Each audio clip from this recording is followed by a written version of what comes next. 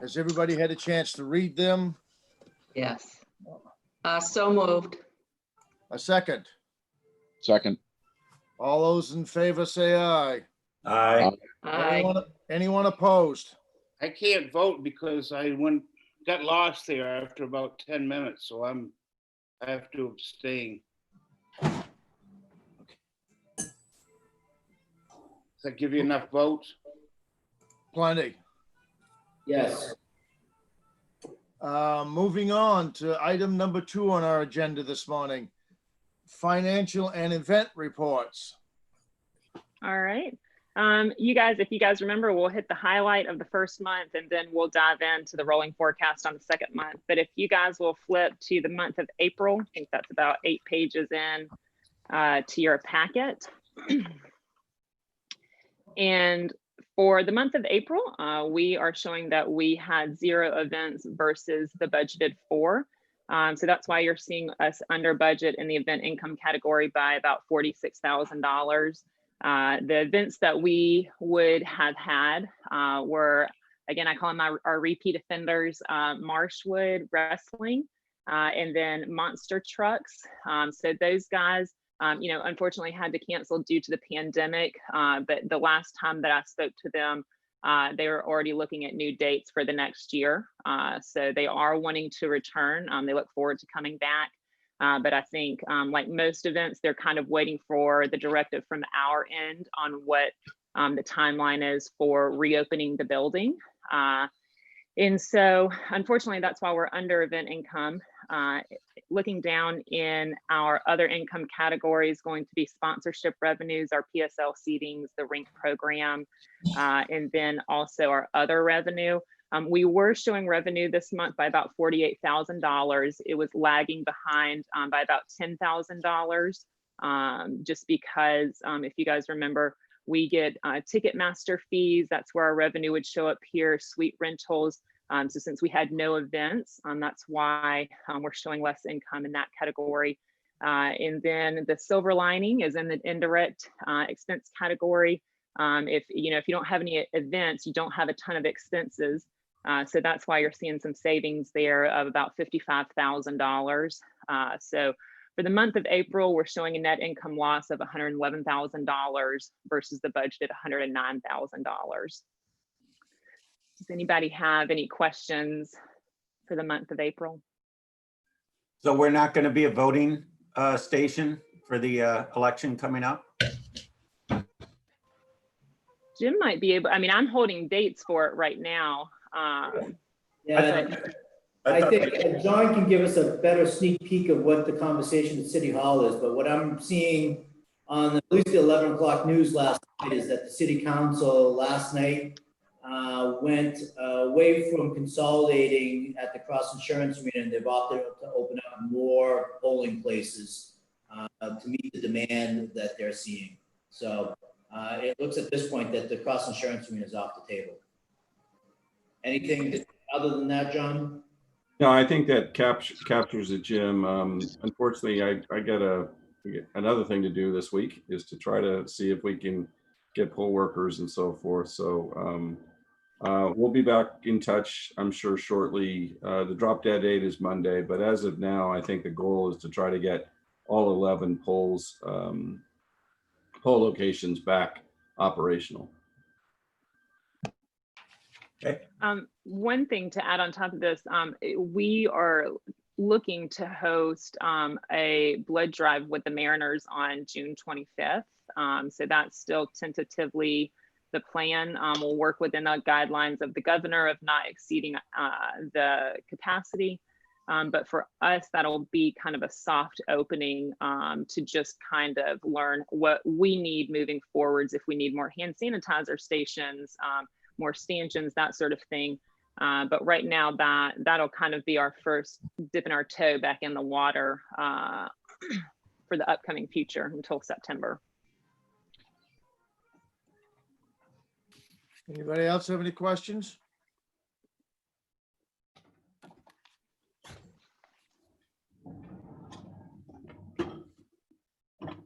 If no questions, then we can go ahead and go to the month of May. If you want to flip 10 more pages. That'll give you to the monthly financials for the month of May. They don't look wildly different than that of April, unfortunately, primarily for the same exact reason. Due to the pandemic, we had originally budgeted to have 6 events this month. This is when we would have seen Jehovah's in the building, and then we would have also welcomed all of the graduates back into the building. And so those would have been the events we would have had this month. We had budgeted for $31,000. Obviously, that revenue was not there. Other income, sponsorship revenue, some of it that is still in there with $29,000. But in the indirects category, you are going to see an uptick in some of the savings due to the payroll. We furloughed about 8 of our full-time staffers on April 24th. So you're going to see some of those savings start to get reflected in the month of April. So that's why if you look at our net income loss, it's $60,000 versus the original budgeted $85,000. So having some savings there is great. It was not originally how I wanted to save anything by furloughing the staff, but I do look forward to having those guys back in the building September 1st. And then if you want to move to the next page is going to give you the year-to-date snapshot for the month of May. And really, I mean, this doesn't, it's the same numbers that we've kind of already gone over, but one of the things that kind of stuck out to me on this page, you know, right at this point, we're at 67 of the 95 events. And at this point, if you're looking down in the event income category, at this point, there are 17 events that were canceled that aren't being reflected in here, their revenue. And that also doesn't include the events that we currently had booked that just had not gone on sale yet, like Neil Young. And so, you know, as much as it kind of pains me to look at this page, to me, the underlying silver lining that we had kind of alluded to was the fact that we did have a heavy spring. We did, you know, we were starting to kind of solidify the conversations with the promoters that we had kind of worked hard for. So to me, it's just, we got to get opened up again so we can repeat this, you know, and get all of the events back in the building. But 17 events is a lot of revenue not to be reflected in here, you know, unfortunately by the pandemic. But if I can give you a silver lining, that was what I was trying to pull out of that, out of this page particularly. Is there any guidance from the state right now that you're receiving that we may not be privy to in the public, Melanie? Not any from my end. I mean, honestly, I'm kind of in the same boat as you guys are. I'm listening to, you know, the governor's press conferences. I'm kind of getting the information in real time, the same as you guys are. And so I think, and you know, John and Jim, you guys might be able to breathe more into this, but you know, Jim and I were discussing that I think the governor might see what a month of soft reopenings looks like, starting to get some of the tourists back in the state. And if there is an uptick, then, you know, we'll stay the course and stay shut down. And if not, then she might start to loosen the reins. But you know, John, Jim, you guys might have more of a behind the scenes knowledge, but I'm kind of sitting in the same boat as you guys watching the press conferences. A lot of all these events that have been canceled, Melanie, how many of these do you think we're going to get a chance at rebooking on some, how many just a total loss? Well, to be honest about it, all of the ones outside of the repeat offenders, so outside of the ones we would normally see, all of the concerts and the comedy shows were looking to rehold new dates, and they did this fall. And so they instantly, even if they were on sale, they were pushing pause and just trying to reroute the tours to get us all back on.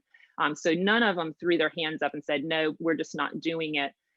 But the longer that this has kind of dragged on as far as states reopening, I've seen the second wave of holds go to 2021.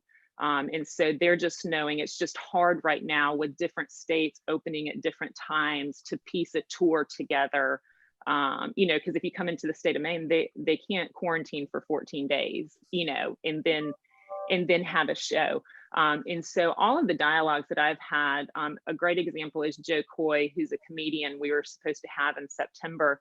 The dialogue with myself and the promoter is really I'll call him and update him every once in a while and say, hey, you know, I think at this point we might get some directive from the governor about reopening the state, possibly, you know, maybe late August. But the problem is we've got to get the tickets on sale, you know, more than a month prior.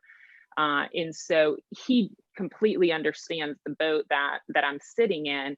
And so he said, well, why don't we just do this? Just go ahead and show me what your avails look like on the calendar, because it is a show I want to bring to you guys. I think it would do really well. It just has to make sense for everybody. And so, to be honest, at this point, all of the shows that we had, I don't think that we've lost them. I think that we've just got to find new dates that fit with the tour and when the state has reopened. So some of them, like JoJo Siwa, is just in a holding pattern right now. They're just trying to piece the tour together. But, you know, really until I can go to them and say, hey, the state is opening up September 1st. If there are any additional restrictions, here they are. Here's how we can work in that if we need to do a reduced capacity. So it's really, I really look forward to getting whatever guidelines the governor gives us about reopening the state, because then I can really start actively reaching out to say, hey, we're a go September 1, if that's the date. So let's start moving forwards with either putting a show on sale or rebooking it and getting it back on the calendar. Anybody else have any questions? Brian Adams has tour dates available. Say that again, I didn't hear you. I said Brian Adams has some dates available. I'm gonna have to check that one out. You know, I think the over-under was 20 minutes before we were going to hear Brian Adams. So. I know. Yeah, but he's in the high risk population. He can't tour right now. Yeah. He's over so 80, he's isn't he? Down here. I think he's over 80. Melanie, I have a question. Have you had any of our sponsors start to make motions or grumblings like they want to delay payments or they want out of their contracts or It hasn't really been grumblings. I'll say Zach did a really great job of being proactive and reaching out to them. And so it was really more what Zach's intent was, you know, the last thing we want to do is if they didn't get the last 3 months of their contract, have to actually pay them money back. So Zach's creative solution was, hey, if you re-up your contract, if let's say there's 3 months on the tail end of your last contract you didn't get, I'll just add that to I'll just extend your next term by 3 months, and then we'll call it good. And so that's really has kind of been his approach with it. Some of them have asked to delay payments. It's been very individualized with each sponsor. And so some of them have still paid, which has been awesome for us. And then some of them have asked, hey, can you guys work with us on that sort of thing? You know, what Melanie said on the touring side, I mean, she's dead on with it. You know, even if the state does open up in September, the traditional touring that we all know with trucks and buses on the road and playing 30, 40 cities is not going to happen this year. That's going to be next year. But the advantage is if the state does open up, there are some artists looking to play kind of fly-in dates where they'll come in and they'll play 3 cities on a Friday, Saturday, Sunday within close vicinity of each other, and then they'll fly home.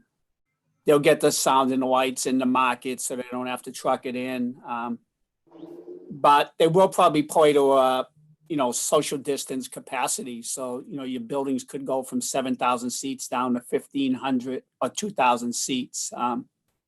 So you won't see the traditional artists who would come there because frankly, it doesn't make sense economically, financially to play in those small capacities.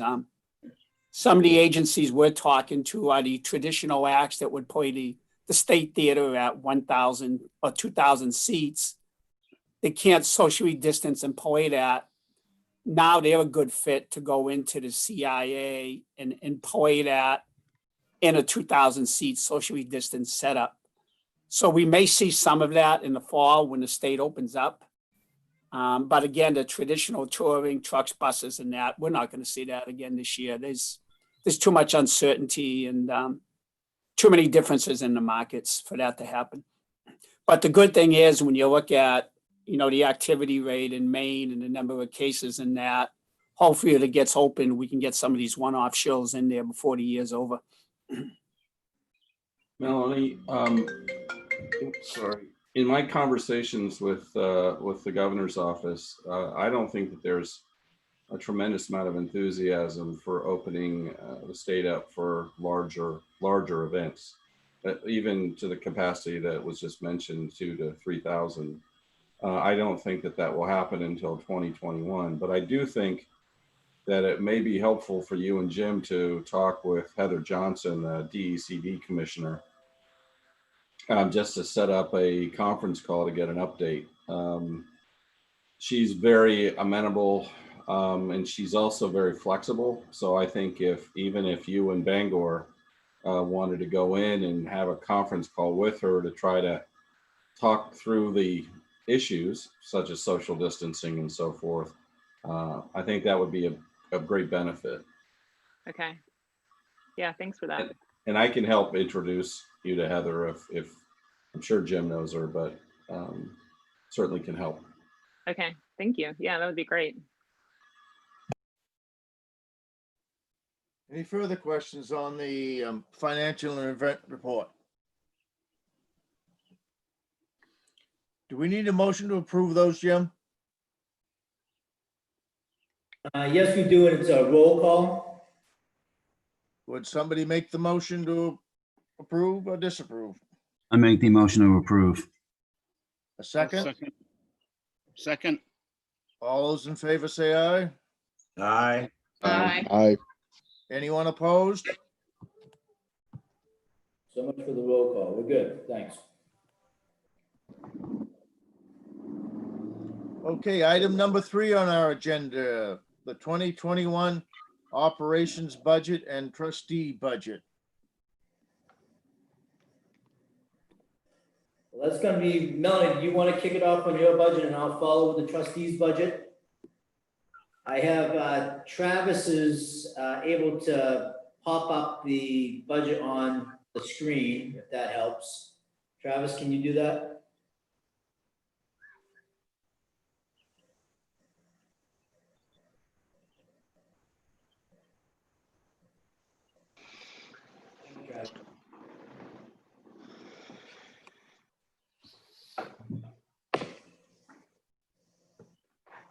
Microphone, Melanie. The primary change that you guys are going to see right here, the last budget that we presented to you guys had a cost of living increase for our staff at 2.5%. And in discussions with Jim and I, that was what the cost of living increase was last year. That was kind of the holding pattern for us. And so Jim came back in conversations. There are several buildings in our corporate or in our company that aren't doing cost of living. And so that was one of the items that I had told Jim that we're very grateful just to have our jobs. So cost of living is certainly icing on the cake. 0 is something that a lot of the companies or a lot of the buildings are doing. But Jim decided on 1%. For us. And so that's being reflected right here. And then there was also continued savings from the furloughed staff that you will see since they're not on payroll from July through September 1st. So we felt it was appropriate to reflect those savings in here. So those were the only 2 things that were really changed here.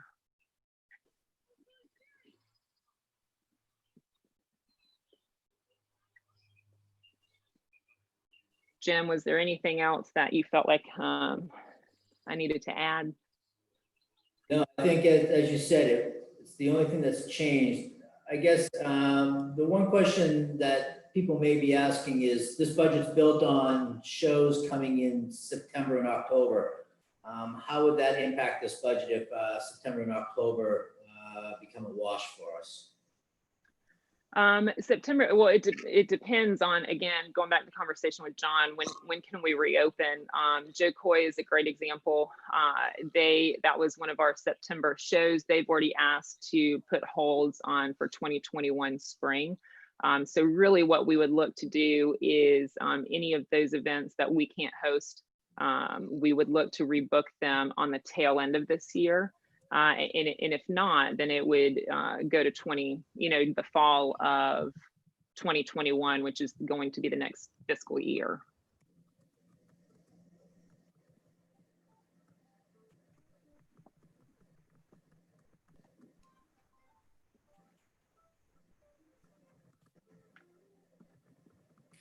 Anybody, any questions?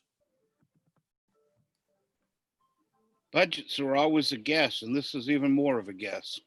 It is. I wish this job came with a crystal ball, Bill. Yeah.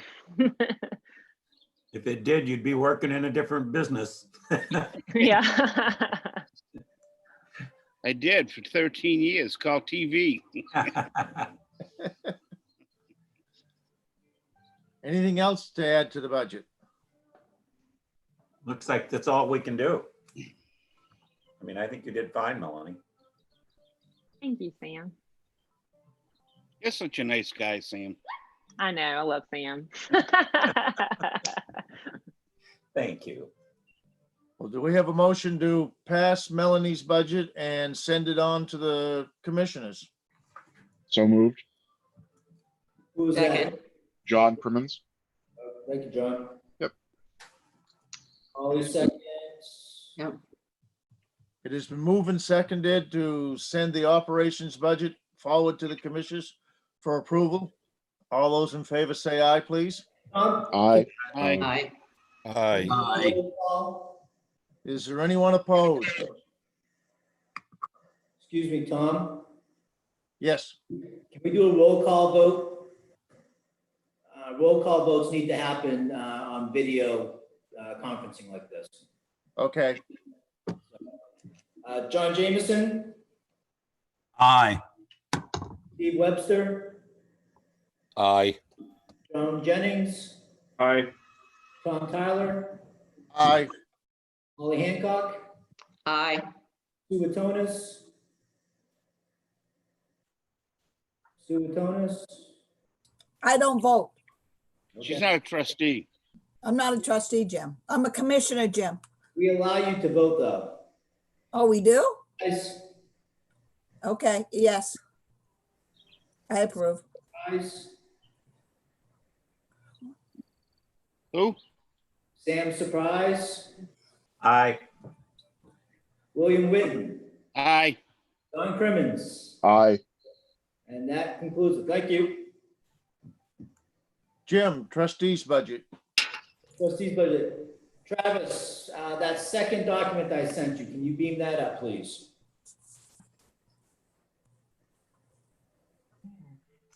Thank you. Nothing has changed since the first time you saw this.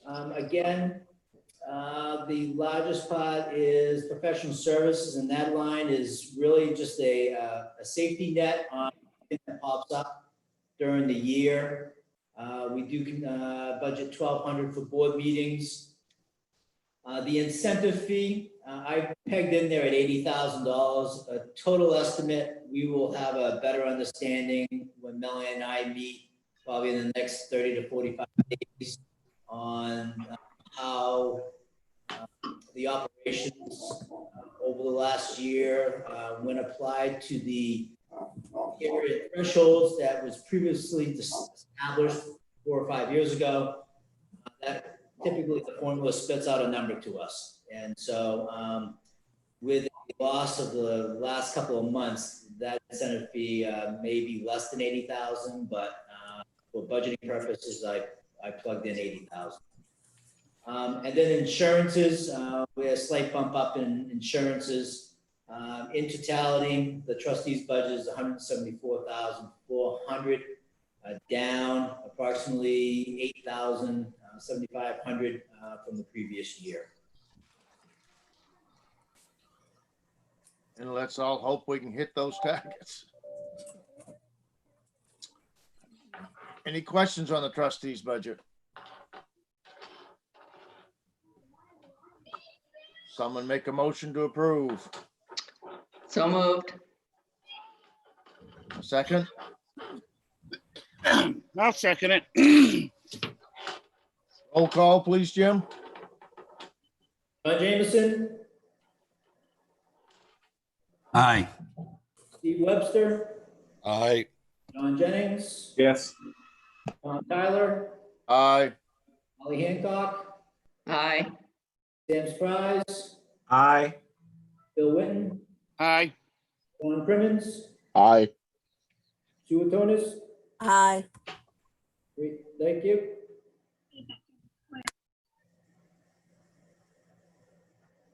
Okay, thank you. Item number 4 on our agenda, executive session. Someone needs to make the motion to move into executive session. I motion to move. move into executive session. You need to read the whole thing. Oh, sorry. I make a motion that we move into executive session. You need to read. Then the- I'll defer that right now because I have about 3 minutes going into my office because I'm Okay. surrounded by 3 small children right now. I move to go into executive session pursuant to 1 MRSA, section 405, subsection 6, subsection D, discussion on ongoing negotiation.